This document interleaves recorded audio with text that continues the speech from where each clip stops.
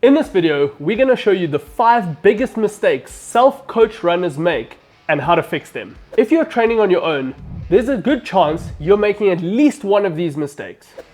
We're going to show you what they are, why they're holding you back, and what you should do instead to make you run better and get better results. Think of training like following a recipe. If you leave out key ingredients, or just throw things out without any structure, there's a good chance the end result is not going to be as you had planned. The same applies to running. Without the right approach, you'll stagnate, overtrain, or get injured. And the good news?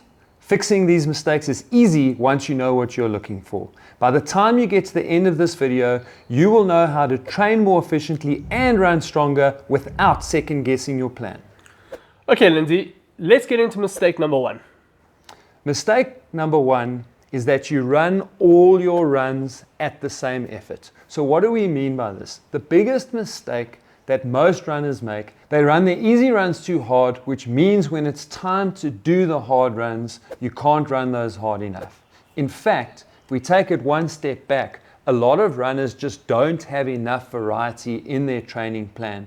And what they do is they crunch out mile after mile at a steady pace, which compromises their aerobic development, but it also means that they ignore their speed development.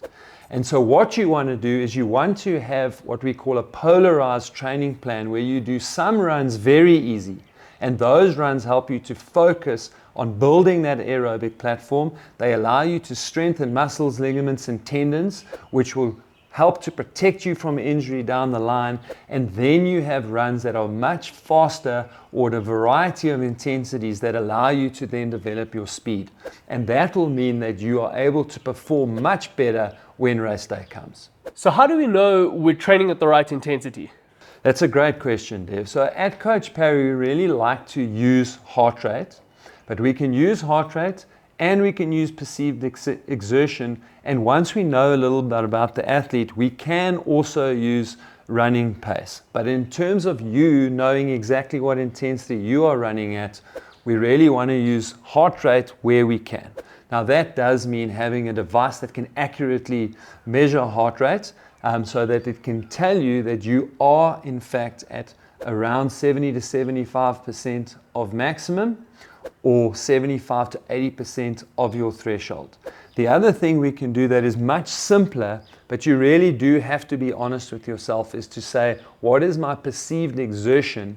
And the best way to peg that perceived exertion on something is to use the talk test. So if you are breathing too hard to be able to have a robust conversation, much like we are having right now, then chances are that you are running your easy runs too hard. And as soon as you run your easy runs too hard, you're going to compromise your ability to do the hard runs hard enough. Basically, if you're gasping for air all the time, it's a good sign that you're running too hard too often. That leads us nicely into mistake number 2. And it's one of the biggest reasons we see self-coach runners plateau, correct? That's right, Devlin. Essentially, we don't improve while we are training. We improve when we are recovering from the training that we are doing. And that is the second mistake that self-coached runners make, is that they don't allow recovery. It is linked on one hand to this idea that they are doing a lot of their training at the same pace, which means they are kind of compromised and tired all the time, and it means that they are training again before they are properly recovered. But we can fix that to an extent by training at the right intensity, but even when we fix that, you've got to build recovery into your training plan. You've got to have days where you allow for the work that you're doing to take effect. And what do I mean by that? It's because when we're training, we are actually doing damage, physical damage, and we are compromising the body physiologically. And in the recovery period, your body gets to work to repair that damage, make those areas stronger so that you can perform better the next time out, but also it improves the body's ability to provide the energy and oxygen that it needs to perform the aerobic exercise. Is there an easy fix to this? Devin, there is. It's easy, but that doesn't mean it's simple. So really what we need to do is schedule in recovery days, as I spoke earlier. You've got to make sure that you're getting enough sleep, and you want to make sure that you're getting your nutrition right. And those are essentially the cornerstones of recovery. In fact, I do a masterclass where recovery is one of the pillars of that masterclass. If you'd like to learn more about this pillar and go deeper into the other 4 pillars that will help you run better as a 50-year-old, book your spot by scanning the QR code on screen now or clicking on the link below. Now, the third mistake is not doing strength. And as a strength and conditioning specialist here at Coach Parry, this is one that really bugs me. And Devlin, I do understand it to an extent because we hear all the excuses all the time. And of course, I'm a runner. I've been running since I was 5 years old, so I know people don't love to go into the gym. Plus, they try to convince themselves that they're getting the strength from other things like doing hill training, or one of the common ones I get is, but I cross-train and do cycling, and cycling makes me stronger for running. But unfortunately, as you are getting older, particularly in your 50s and 60s, we are losing strength way faster than you can hope to build it up through running alone and or adding a little bit of cross-training. But by doing the strength training, it'll make such a big difference to your ability to run better and to fortify your body against the risks of injury. Because that's one of the big issues that we have in our 50s, 60s, and 70s, is that when we hit the ground or when our foot is on the ground, that because of that loss of strength, we also lose proprioception. So our body isn't quite in the right position as we're hitting the ground and as our body weight is moving over our planted foot, and that's what then leads us to get these overuse injuries more frequently than we used to when we were younger.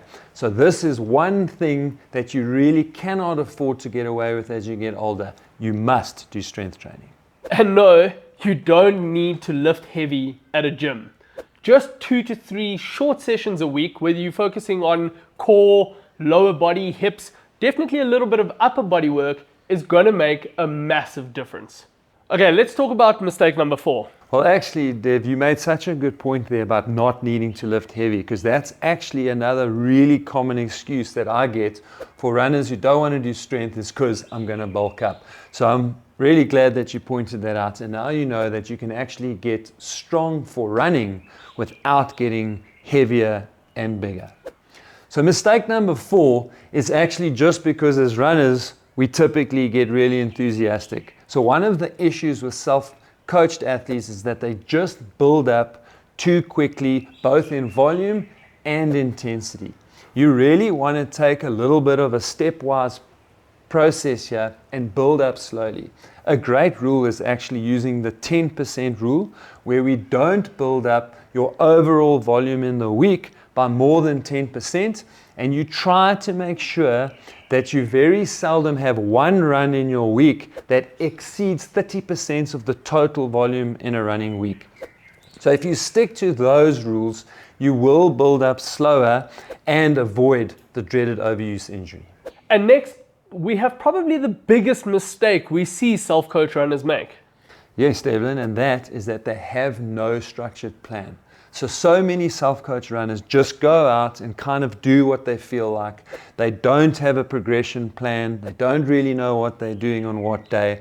And that makes it very difficult to fit in what they need to do, running at the right paces depending on what the sessions call for on the day, spacing workouts apart from each other so that they can get in the recovery they need.